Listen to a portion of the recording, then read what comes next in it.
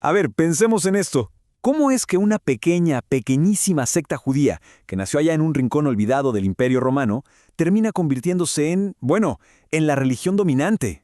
Es que, si lo pensamos, es una de las transformaciones más improbables de toda la historia. Así que vamos a meternos de lleno a ver cómo pasó esto. Y esta es la pregunta del millón, ¿no? ¿Cómo es que una secta pequeña y perseguida llega a conquistar un imperio?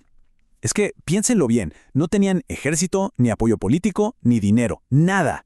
Al contrario, lo que tenían era persecución, desprecio y, para la gran mayoría de la gente, una indiferencia total. Y a pesar de todo eso, ganaron. De verdad, ¿cómo fue posible?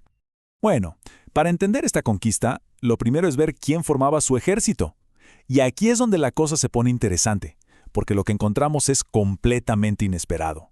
No estamos hablando de una élite organizada ni de generales, no, no, no. Era algo mucho más orgánico, más de la calle. Y miren, esto lo deja clarísimo.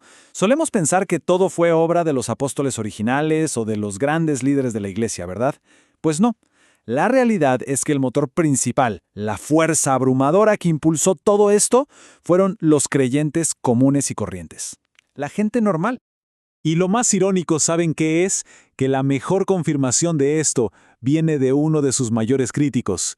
Un tipo llamado Celso escribió esto para burlarse de ellos, ¿se dan cuenta? Para decir que eran unos ignorantes, pero, sin querer, nos dejó un testimonio valiosísimo. Justamente estaba describiendo un movimiento popular, de gente de a pie, donde la gente común compartía su fe con una convicción que al parecer no necesitaba de ningún título. A ver, claro que existía una estructura, ¿eh? No es que no hubiera nadie a cargo. Estaban los apóstoles, por supuesto. También misioneros itinerantes que vivían prácticamente de la caridad, viajando sin parar. Había obispos y presbíteros que enseñaban en sus comunidades, y hasta teólogos que se ponían a debatir con los filósofos en las plazas. Pero, y este es el gran pero, ellos eran solo una parte de la historia, no eran el motor principal. Entonces, aquí está la clave de todo. El verdadero motor del crecimiento fueron estos misioneros espontáneos, personas sin ningún cargo oficial. Estamos hablando de artesanos, comerciantes, soldados, esclavos, gente que hablaba de su fe en su día a día, en sus casas, en el mercado, en el camino. Lo hacían de forma supernatural, no porque fuera su trabajo ni porque les pagaran. Y dentro de este movimiento de gente común hay que destacar algo importantísimo, el poder de las mujeres. En un mundo que era totalmente dominado por hombres, ellas se volvieron agentes de cambio decisivos. Compartían su fe en el hogar, muchas veces convirtiendo a sus propios esposos. Servían como diaconisas, como el caso de Febe. Y mostraron un valor impresionante como mártires, como Perpetua y Blandina. Su influencia fue, de verdad, una fuerza potentísima. Ok, entonces ya tenemos claro el quiénes. Ahora vamos a la segunda parte del rompecabezas, el cómo. ¿Cómo lo hicieron? ¿Qué tenía su mensaje, o más bien, qué tenía su forma de vida que era tan, pero tan persuasiva para la gente de la época? Pues miren, su influencia se puede descomponer en 6 pilares fundamentales. No era una sola táctica, ¿eh? Era toda una forma de ser que cuando se veía en conjunto, resultaba casi irrefutable para la gente que los observaba. Vamos a verlos uno por uno. El primer pilar, y probablemente el más importante, su ejemplo de vida. Eran coherentes. Sus vidas eran un reflejo de lo que predicaban. Pensemos que estaban en un mundo lleno de filósofos que hablaban maravillas, pero sus vidas personales dejaban mucho que desear. Y de repente aparecen estas personas que simplemente vivían su fe. Su santidad no era una teoría, era algo práctico, de todos los días. Y este contraste era súper visible para todos, y se apoyaba en 2 pilares más, el compañerismo y la transformación. Miren, donde la sociedad romana ponía barreras por todos lados, de clase, de raza, de género, los cristianos crearon una comunidad radicalmente inclusiva, lo que llamaban la koinonía. Era algo nunca antes visto. Y además, el cambio en las personas era evidente. Gente que antes vivía metida en el odio y los vicios, ahora mostraba amor, unidad, autocontrol. Era una transformación real. Luego viene el cuarto pilar, un gozo inquebrantable. Y ojo, no era una felicidad de esas superficiales de todo está bien, no. Era un gozo profundo, que se mantenía firme incluso en las peores circunstancias. Podían estar en la cárcel, esperando a ser ejecutados, y aún así cantaban himnos. Esta alegría, tan sólida, era algo que desconcertaba y a la vez fascinaba al mundo antiguo. Esta frase tan famosa de Tertuliano, la sangre de los cristianos es semilla, nos lleva directo al quinto pilar, el valor. Cada ejecución, en vez de apagar el movimiento, parecía que lo hacía crecer más.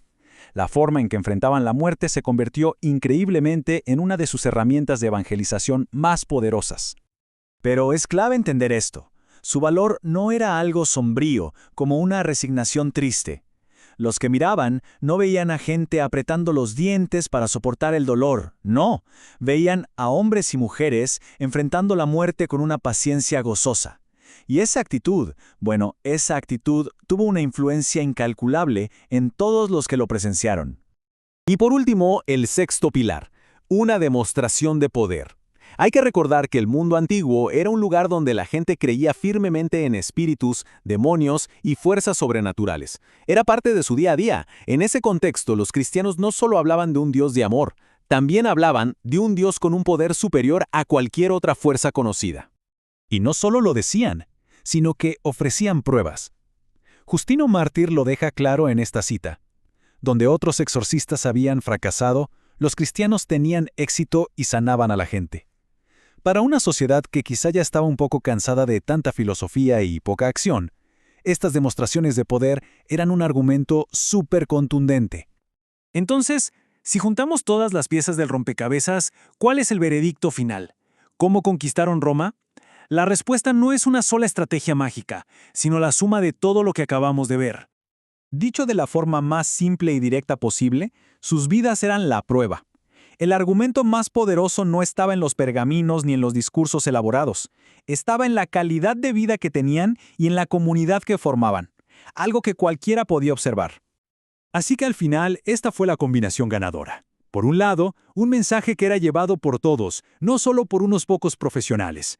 A eso se le sumó una forma de comunidad y compañerismo totalmente radical y nueva.